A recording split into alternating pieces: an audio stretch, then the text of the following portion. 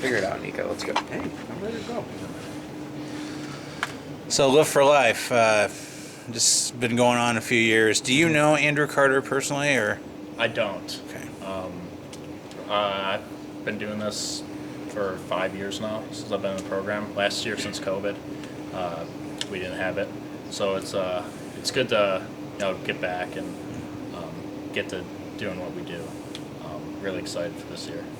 Michael, what's this mean? I mean, we see all you guys obviously promoting it on your social media. What does this mean for you guys? Why is this so important for you to be involved in? I mean, it's really important to us.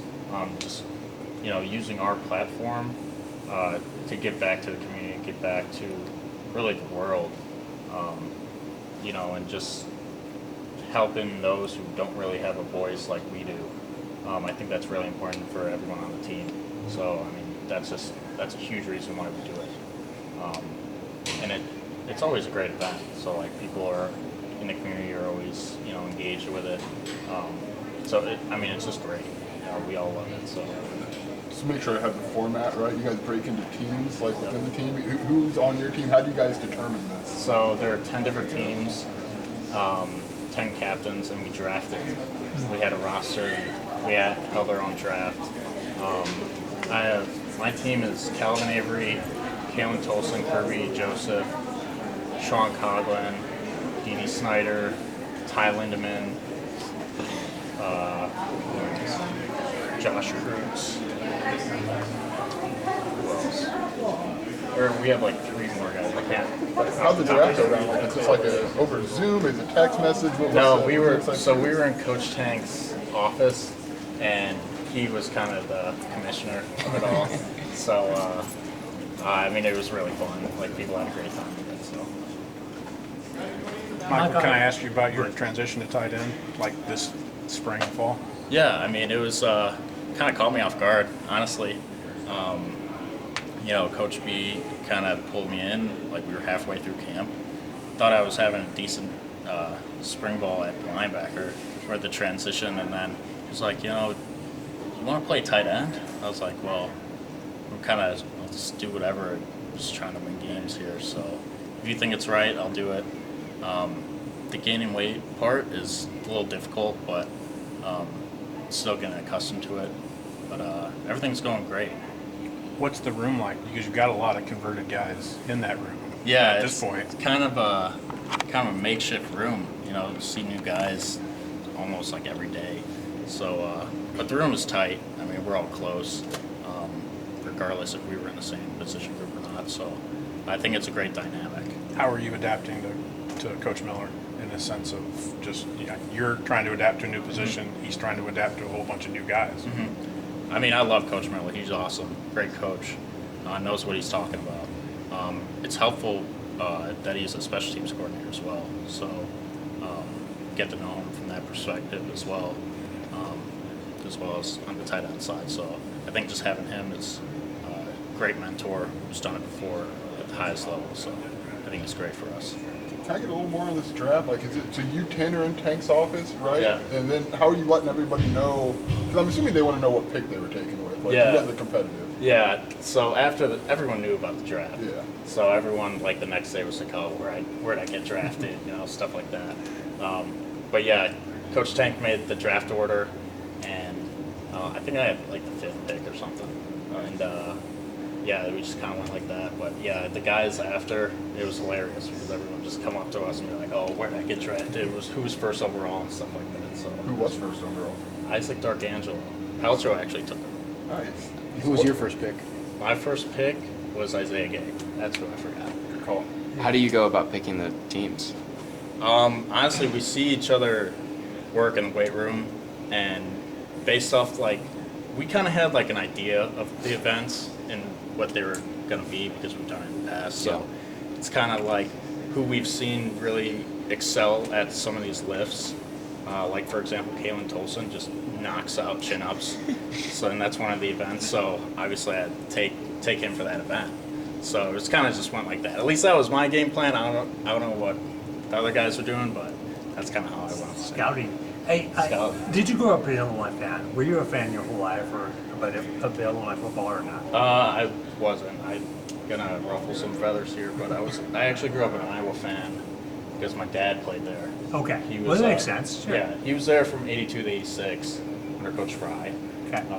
And actually a good connection because Coach Bielma was connected to Right. Coach Fry and Coach Ferentz. My brother plays at Iowa now, so. Right. I was gonna say, you're a big fan of the tattoo he's got on his. Yeah, Right, so- I had to ask him about that. So, is Illinois now cool again for kids from Illinois to come in? I mean, it looks like the staff is clearly the same.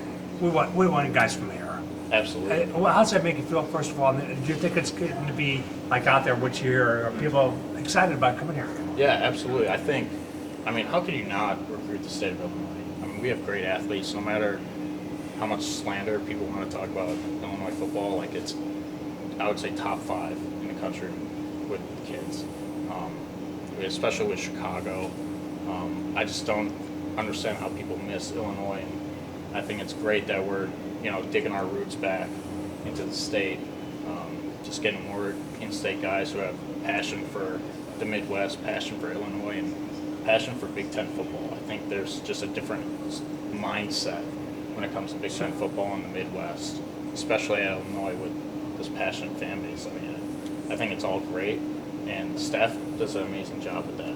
So I'm really excited about that. I've always maintained that a kid from Illinois will play a little bit harder for Illinois. I mean, maybe not consciously, but subconsciously. Do you agree with that? Absolutely. Okay. Absolutely, because there's a sense of pride, Okay. a sense of passion for the state and where you come from, where you grew up.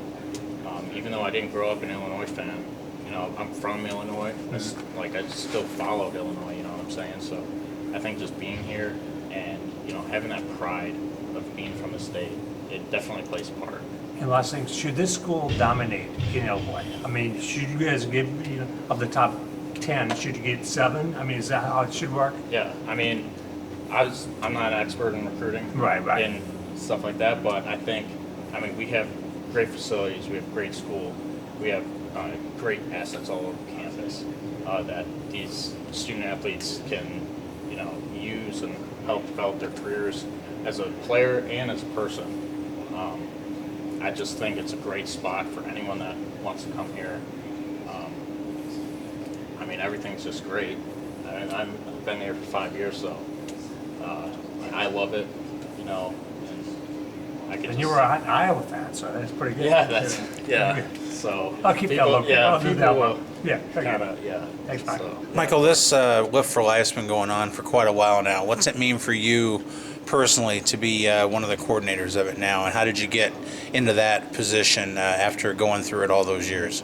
Yeah, I love being in this role and trying to put this together and bring the team together. Obviously, being like a younger guy for a little bit, and then Bobby Walker was our last coordinator. He was like, "Hey, do you want to run Lift for Life for the upcoming years?" So I was like, "Sure." Like, this is a great opportunity. I think it's an awesome organization. Uplifting athletes does a great job. So I couldn't be more excited to work with them and put this together. What does a day, can you run us through what the timeline of that day looks like? What events do you guys do? So I think, if I'm correct, I think we're doing it in the morning. There's some rumors saying it could be at night, could be in the morning. But I think it's going to be in the morning. We have like 5 events, like bench press, chin-ups, trap bar holds, where you just like hold the weight like down here. We have the big wooden sled that we push however many yards, tire flips, and prowlers. I think those are all the events. So that's kind of our setup, and people are getting mentally prepared for that. So obviously you guys do a lot of that for training, right, in tank, but like how is this different given it's competitive and given there's maybe a bigger picture that isn't college football games? Yeah, from the competitive standpoint, everyone's a little juiced up for this event because now there are teams, people are drafted, so you kind of want to show off for your team and show off for yourself, right? So that's just a little bit of extra energy for the guys, and obviously just doing it for a great cause. That's why we're here as student athletes. We want to help the community as much as we can. I think that just gives guys extra motivation. you're bigger than the game, and you know we're just trying to get back as much as possible. So has anybody called to win yet? Yeah, we've had some trash talk. Everyone thinks they have the great squad. I kind of keep low key. I just talk to my guys, and that's all I need to talk to. So I'll get my guys ready, and we'll put on a great show, and people will be shocked. Is there a prize or not?